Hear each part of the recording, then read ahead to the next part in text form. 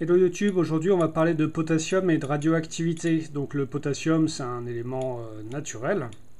On peut acheter dans le commerce du chlorure de potassium qui est en fait du sel de régime. Donc ça s'utilise strictement comme du sel, sauf que c'est un peu moins mauvais pour la santé. Donc ce chlorure de potassium, on peut l'acheter auprès de sites internet. Vous pouvez aussi le trouver en supermarché. Si vous allez au rayon sel, il y aura sûrement du sel de régime qui est proposé, qui est un exemple de chlorure de sodium, le sel traditionnel, et de chlorure de potassium. Alors en quoi il est radioactif, ce chlorure de potassium? C'est pas une histoire de pollution ou de contamination, c'est simplement que dans la nature, le potassium existe sous la forme de plusieurs isotopes, dont un isotope radioactif qui est le potassium 40. Ce potassium 40, il représente environ 0,012% des atomes de potassium existants. Et il a une demi-vie qui est extrêmement longue puisqu'elle est de environ 1,3 milliard d'années. C'est-à-dire que tous les 1,3 milliard d'années, il y a la moitié des atomes de potassium 40 qui sont désintégrés.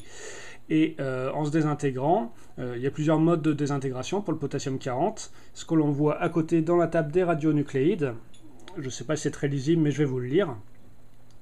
Donc il y a deux modes d'émission, soit sous forme de désintégration β-, donc émission d'un électron avec, ça devient alors du calcium 40, soit une émission, une désintégration β+, ou par capture électronique, et là ça donne de l'argon 40.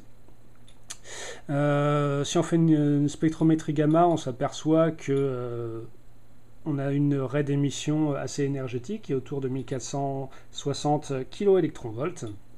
Et maintenant, je vais vous montrer à quel point ce chlorure de potassium est radioactif. Bon, je le répète, c'est une radioactivité naturelle qui est sans aucune conséquence pour la santé, puisque de toute façon votre corps ne peut pas accumuler du potassium, sinon vous mourrez.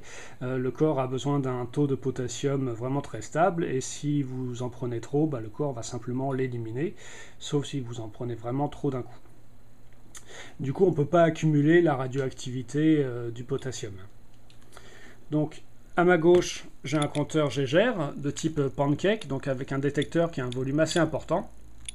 On entend les petits cliquetis, ça correspond au bruit de fond naturel. Le compteur affiche 0 détection par seconde. Pourquoi? Parce que c'est des détections par seconde. Du coup, ça correspondrait à une valeur, cette valeur de 0, entre 0 et 30 détections par minute. Donc là, des fois, ça monte à 1, mais la plupart du temps, c'est à 0. Maintenant, je vais approcher le détecteur de mon kilo de chlorure de potassium. Donc, je le mets en contact. Et on voit que à l'oreille, le nombre de crépitements augmente. Donc c'est le nombre de fois où une particule gamma ou bêta traverse le détecteur. Et à l'écran, on voit une valeur autour de 8. Donc ça correspond à 8 détections par seconde, c'est-à-dire par minute. Je suis nul en calcul. 6 x 8, 480 détections par minute.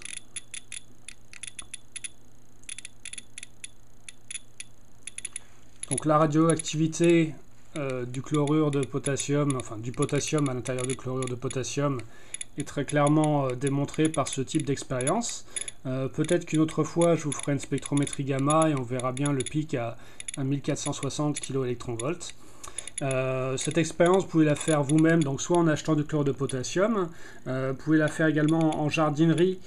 Si vous allez sur une palette où il y a beaucoup d'engrais empilés et que cet engrais est très riche en potassium, votre compteur Geiger devrait afficher quelque chose. Voilà YouTube, c'était une petite expérience amusante et je vous donne rendez-vous pour une prochaine vidéo.